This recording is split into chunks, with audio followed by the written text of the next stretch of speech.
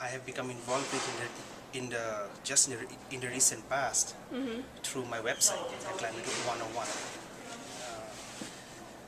And I think green power, it ties well with the objectives of my website, mainly because we are trying to educate the masses here, the school kids, the future generation, about the impending, the lurking problem of climate change, because they are going to, take the maximum hit from it. And So that has been a real challenge, because this is like the fourth version of our website, and in the past we have tried to use like publications, articles from newspapers, from journal articles, and but what happened is people, when they first of all, they do not have the time nor the required expertise to understand some of the scientific concepts. So hence there has been a lot of reiterations like done to our website, and what as a result what happened is I contacted someone at the University for Climate Change Research, and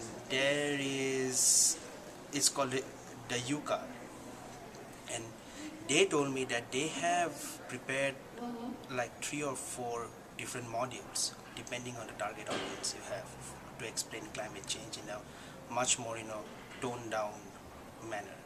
So that when I got access to those materials, I thought, okay, now we should rebuild our site such that we put all those materials in our site and have it accessible to the general public, and also more importantly the high school students. Kids at all, or is it just No, it is for high school kids. For me to get down to elementary level and teach the children about climate change, that will be even a bigger challenge. And I do not have the resources, nor the time, nor the money, because our funding has it has almost dried up right now. That was one thing. That's the biggest challenge. And for kids, you have to, one thing I've noticed, even working with high school teachers and high school students, is pictures and videos, they speak 1,000 times more than in an article you make them sit and go through it. So that's the reason why in our website, if you go, you will see that you have a synopsis, but most of the education materials are in the form of interactive videos. Yes, so one thing which could be done is, and this is something I'm planning with Karen at the Green Power Institute up at Las Vegas, is to have a teacher training session every summer where we train teachers not just from high schools but also from elementary and middle schools, and then they can take whatever the required material they feel is appropriate for their students and then disseminate it. So this is something which came up after talking with Karen. Initially what I had planned is to directly disseminate it to high school students, but now I feel teachers might be a much better way to go about disseminating this important knowledge. Why not? What I intended to do was not go out and have a workshop, person to person workshop. The problem with those workshops is after the summer is over, when the teachers they go return back to work, they have a problem to connect to what they have learned in the summer. There is no way to even look back at what they learned or even to ask questions. So in our website, that is something I tried to fix, so that apart from the physical interaction which we had, or which we will have in a teacher training workshop, the teachers can go back when just the morning before or a day before they are about to incorporate this new information. They can fall back to the materials which they learned, revise and make the notes, the necessary notes, and then if they have any questions, there is a forum blog there where they can ask the questions, or they can even email me or some of our founding members. No, No, the the blog blog is just up right now. I mean, I think it was the first two articles went up 2 days back. Science No, is that survey. will be made available to teachers when they sign up on our website.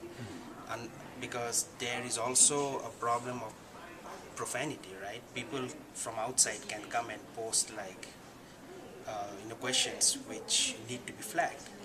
So how do we how do we try to resolve those issues? One way is to have the teachers who are really interested to disseminate this knowledge first sign up as a member, and then have access to the test, the quiz, the additional materials which are not visible to the normal public, and also ask questions. Okay. I mean, we have not formally launched it like a press and all those stuff. We have been testing it out among ourselves. I mean, Karen is the first step we have taken. Karen Severin, of the Green Power program, so that she can help us in networking among her set of teachers. But we cannot just rely on one person, right? Any help, any external help is always appreciated. And another aspect which I have actually initially tried was, are you out of? No. No, okay. Check. Was to have like a academic networking, like a Facebook like platform integrated, such that when teachers join in, they have a very open kind of like a social networking kind of a forum. But it is not social networking per se, it's academic networking. Based around climate change. Yes, based on climate change. Initially, I was not focused on climate change, but I was just focused on the concept of having all the teachers in the network. So, but it seems that that's too much of an effort in terms of marketing it, or having teachers come on board. And Yeah, I get it. since I was a student, a grad student, I have been involved in actually building social networking sites. Like there is still a prototype app called classcommon.com that was initially built to connect students from K through 12 and K through 16 to their teachers and scientists around. But we just dropped the ball because first of all, none of us have the resources to keep continuing it, to work on it, and we did not have a marketing person, someone who can help get the word out and have people come on board. And there are grad students involved actually. Our team for Climate 101 has Mark Garo, who is a freshman graduate student here in the Atmospheric Sciences program. Then there is undergrad from DMCC involved. They are a technical person actually. One is a web developer, one is a web designer. So, and they like very entrepreneurial in nature. And Mark actually has been he has been working with me since the past 5 years. Because that's the problem with this place. Reno has some awesome institutions around. We have the Truckee-Meadow Community College, next to it DRI, the university, not to speak of it even. Then we have the Washoe County School District, which has like almost one of the biggest school districts in the nation actually, if you look at it. But they are all there is no synergy between them. Yes, I mean, you can be a marketing people and any help, as I said. And I am open to including your names in even the about us section. Cool. Yes, I really like working with students. Cool. Yeah. We're This is excited. my second attempt. My first stab was at, I think, 2009, when fresh out of grad school. I just thought that I was like a loner. When I was doing my PhD, I did my PhD in a chemical physics program, and so what happened was I used to spend like twice the amount of time than my colleagues who used to work in groups to solve the problems for homeworks.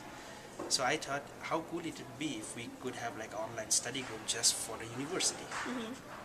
So we developed this platform, but again, my problem was I didn't know how to market it or get the word out, and that platform is still there if you guys want to take it over. So if you want any modification to Climate 101 or want to have like a separate interactive site based on the suggestions by teachers, please let me know, or please let us know.